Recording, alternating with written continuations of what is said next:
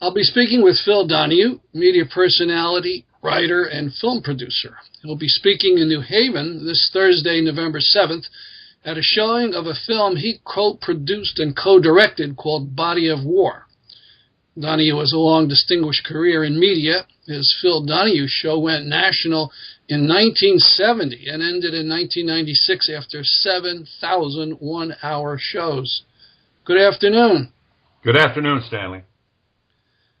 Body of War is a true story about the life of Thomas Young, who was terribly wounded in Iraq just 1 week after he got there. How did you first get interested in his story?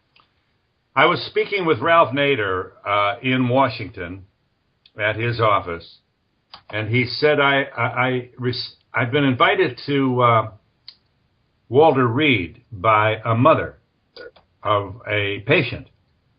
Do you want to go? And I said, yeah. So I think I flew back about a week later, and off we go, me and Ralph.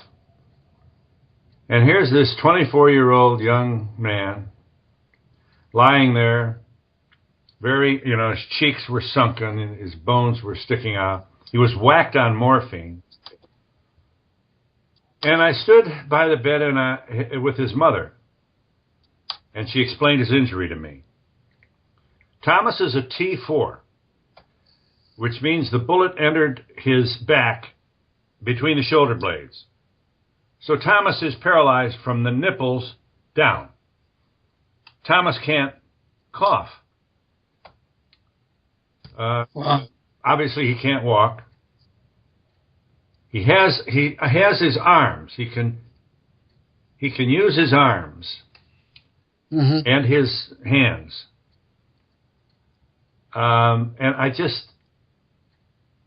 just couldn't. Here he is, 24 years old. The first thing you think is, why not me? And I always thought that the Iraq war, or more correctly, occupation, was not only a massive blunder, but it was the most sanitized military conflict of my lifetime, to be sure. Bush said you can't take pictures of the coffins with the flags, and mainstream media said, okay. And I thought, if you're going to send a young man or a woman to war, show the pain, show the sacrifice. What you see in our film, this is Thomas trying to come up from the ashes, is a drama that's playing itself out, Stanley, in thousands of homes in this country. And we never see this. Right. And I nominated myself to do something about that. And 5 years later, we came up with this film. When was he shot, and when did you meet him? He was shot in May of April of 04. And my conversation with Ralph took place in January of 05. Shortly after the election, I was on the Nader bus in 2000 and then got off the Nader bus in 2004 in order to save my marriage. My wife was hysterical that we were going to elect Bush again. And so I thought, maybe he needed a hug, and that's why I went, say hello. Ralph and I are kind of attached at the hip. He was on my program during the 29 years, more than any other single guest. Yeah, I read about that. I just was awed by Ralph, and I still am. Now, the film was released in 2006, and our country leaders want to chalk the Iraq War up as a success and put it out of sight. So why show the film again now? Well, yeah, there are some people claiming success, and they're on Mars and I'm on Venus. Iraq today is in chaos.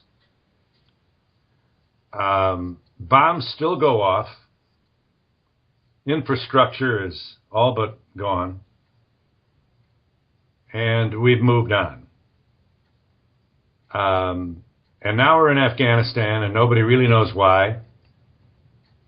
And we're going to get out of Afghanistan, and when they've got it all, to listen to Washington, as soon as we get everybody all straightened out in Afghanistan, we're going to draw down and leave a residual force there, I'm told. Yeah. This has been a real, almost like a spiritual experience for everybody who's worked on this film. None of us had ever been this close to a catastrophic injury before. Thomas is impotent. 24-year-old, prime of life, male. I was horrified to read this spring that his medical condition was so poor and his suffering was so extreme that he said he was going to commit suicide. And then I saw a video in May saying he was going to try and hold on. So how are things with him currently? Thomas sustained a pulmonary embolism after the film was complete. He had a swollen right arm, and it hurt. And he went to the VA, and they gave him pills, pain pills. And it was about a week later that he was discovered in bed in a coma. So obviously there was a period of oxygen deprivation to the brain. Thomas now struggles to speak. You can understand him, but it's labored. And he also lost his opposable thumb dexterity. He can't hold silverware, so he has to be fed. This is beyond awful. He had serious abdominal discomfort. And he had what you have to call heroic surgery at the VA. It was a colostomy. Mm-hmm. Thomas is now fed through a tube with a pablum-like nutrient. Thomas can't taste anymore. He doesn't consume food orally. And every other commercial on television is for food. Yeah. And when he awakened from that surgery, he realized that the surgery didn't help. He has a bag on the exterior of his body. And in his most depressed state, he called me and said what he was going to do. And, I have to be truthful. I couldn't talk him out of it. Right. I think what happened was, not long after that, he started to get a lot of attention, more than he got when the movie was released.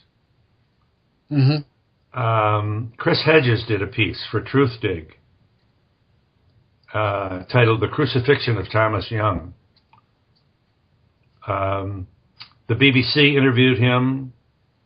He was on Aaron Burnett on CNN. I believe he was interviewed by Russian television. And it was what I said when I first met Thomas. When I first went to Kansas City after he got out of Walter Reed, I said, Thomas, I want to do a film that shows the harm in harm's way, this cute euphemism we use. I want to show what it really means. I want to show it up close, Thomas, but I can't do it without your permission. And he said, I want to do that too. And that's when I called a company in Texas, and a woman answered, and I was told they made films, and I identified myself, and she recognized me, thank God. Mm-hmm. And we met in Kansas City and went to his home, and she immediately grabbed the story with both hands, and that's when this whole drama with us began. Now, I know you're going to be talking more about this Thursday, so I didn't want to steal all your thunder. If I may go to other aspects of this, if you returned to TV with a talk show on MNBC, but even though it was their top-rated news show, it was abruptly canceled in 2003, and I understand it had to do with the Iraq War. Could I ask what happened? Well, a survey what do you call those people that take? I don't know, like pollsters. Yeah, but they gather people and they ask you questions, and you get the results of how this community feels that you've gathered feels about. They show you 20 minutes, and what did you think of the Donahue show? Mm-hmm. And what happened? Thank goodness, the New York Times published the memo that this consulting firm wrote to NBC News about their test of the Donahue show. And what they essentially said was Donahue's anti-war position. I was on the air in late 2002, and I was against the war. And the consulting firm said that Donahue's anti-war stance is not a good face for MSNBC at a time when the other stations are waving the flag. So being against the war was certainly not good for business. I'm still surprised at how naive I was. Being against the war when the president's ramping up for war and everybody, what is this, a little more than a year after the towers. Right. Being against the war was not good for business. And, and also MSNBC was owned by General Electric, one of the leading defense contractors. So I was gone before the invasion, which was in April of 2003. And it was definitely a political hit. And it's a study in how really corrupting corporate media can be. Corporate media. Maybe this is gossip, but I also read that MNBC's Chris Matthews pushed to have your show canceled. Do you think that's true? Well, yeah, that was another. Matthews was published, a comment he made was published in U.S. News and World Report, a section they call Cries and Whispers. Somebody overheard him in a restaurant saying that Donahue was going to bring the network down. Translated, that means Donahue, the liberal, will bring the network down. It's hard to imagine the disdain with which liberals were held by the decision makers in broadcasting. And Matthews is trying to convince these people that, Donahue's a liberal, and you can't have a liberal on your, he won't be patriotic. He won't respect the troops. It's only the troops' lives, not the troops' glorious mission. It's amazing how everything conspires for war. If a president calls a war, there are millions and millions of proud, tax-paying, law-abiding Americans who believe that to criticize him at that time is un-American. How can he possibly have the respect of the world if his own country is against it? How can you criticize the war after American soldiers have been killed? So you have to send more American soldiers just to make up for the deaths and the sacrifices of those soldiers who've already been killed. And it just... Norman Solomon wrote a book titled War Made Easy. And what he meant was, what he says in the book, and develops it very well, is if an American president wants a war, he can have one. And that is... Well, how about Syria this time, though? We seem to have stopped them for at least a little while. Yeah, it certainly stopped the British Parliament. Yeah. They don't want another PM to be humiliated.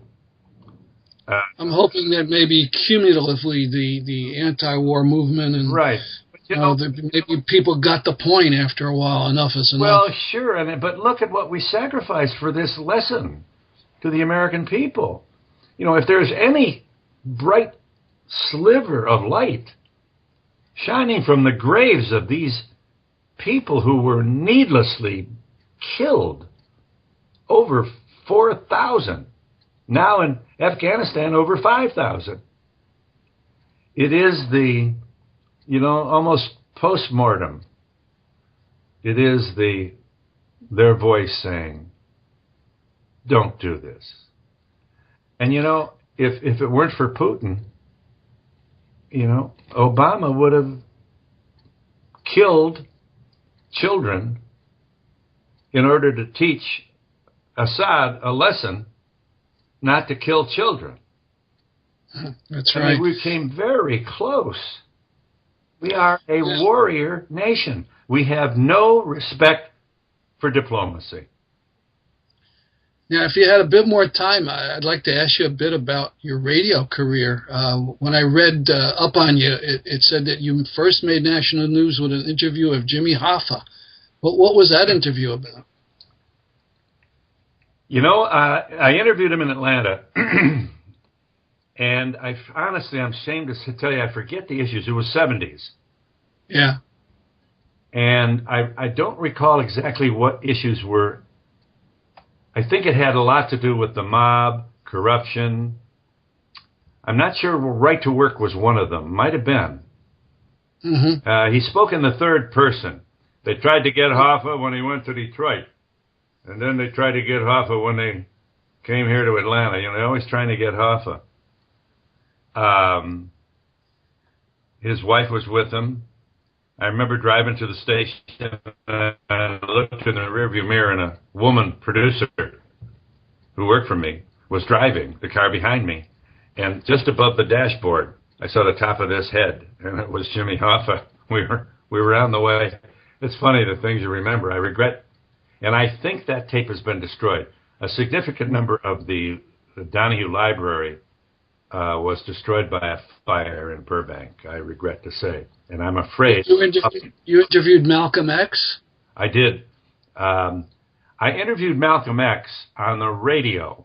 I had a radio show in Dayton, Ohio in the mid-'60s. And I had Malcolm X on the show.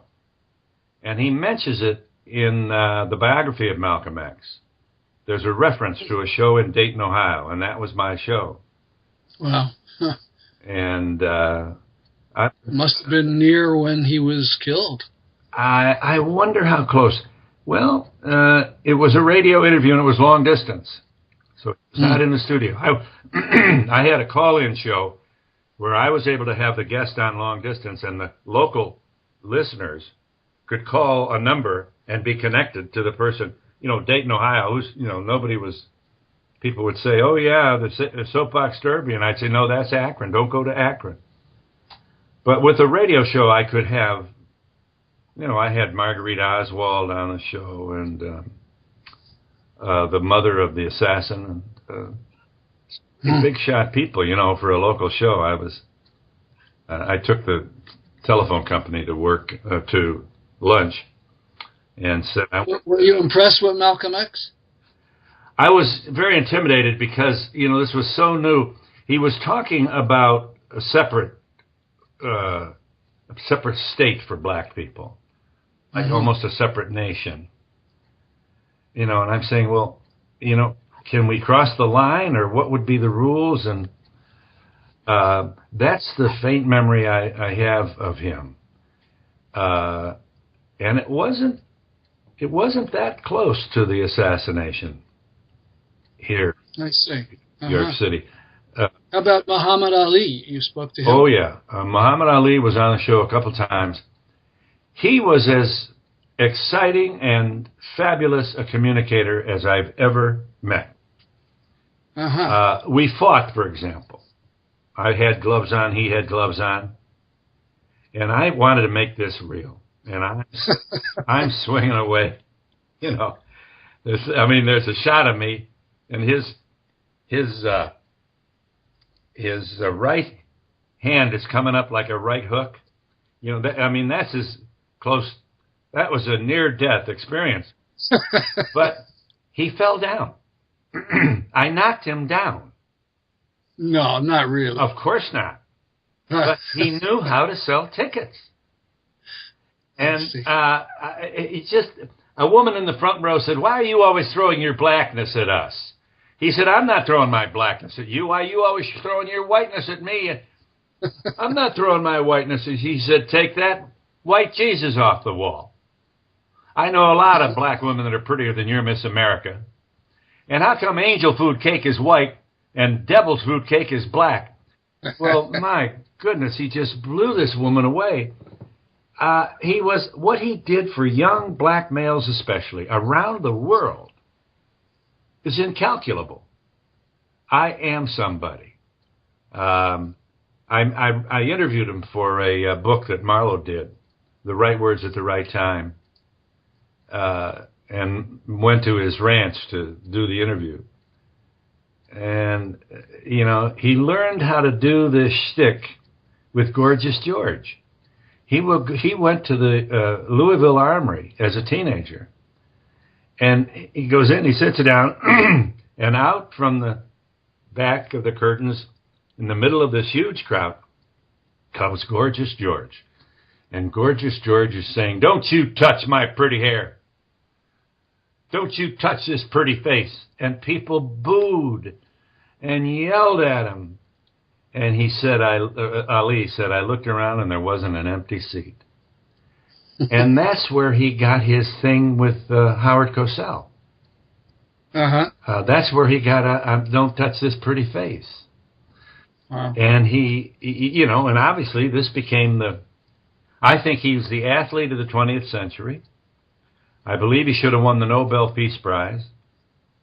I ain't got nothing against no Kong. Right. So my last question, I want to ask a big one. What do you think of journalists like Glenn Greenwald and WikiLeaks publisher Julian Assange? And Edward Snowden. Mm-hmm. I think they have done what American media should have done a long time ago. I support what they've done. I'm hanging on here to see what's going to happen to them.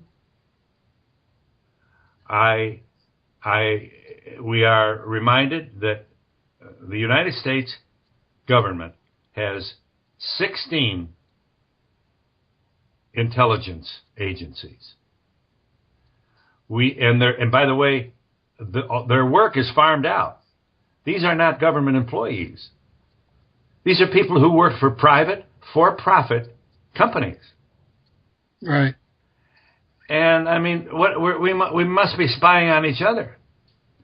And Angela Merkel's cell phone, we're listening in on her. The American people are standing mute while this is happening. And we're putting people in cages, almost 15 years. No phone calls, no charges, no Red Cross. I mean, we're peeking in windows, listening in on phone calls, in total violation of the Bill of Rights. And, the Bill of Rights has now become sort of a quaint idea that's not very practical. And the people who thump their breast hardest, bragging about America, America, exceptional, exceptional, are the same people who are turning their backs on the bedrock of this nation. I mean, and nobody seems to care. The framers were right.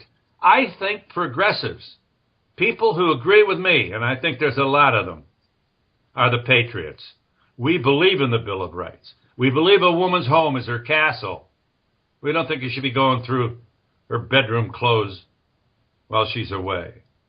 All these principles that the founders bequeathed to us are being washed away. We have turned our back. This is a nation of law, unless we're scared.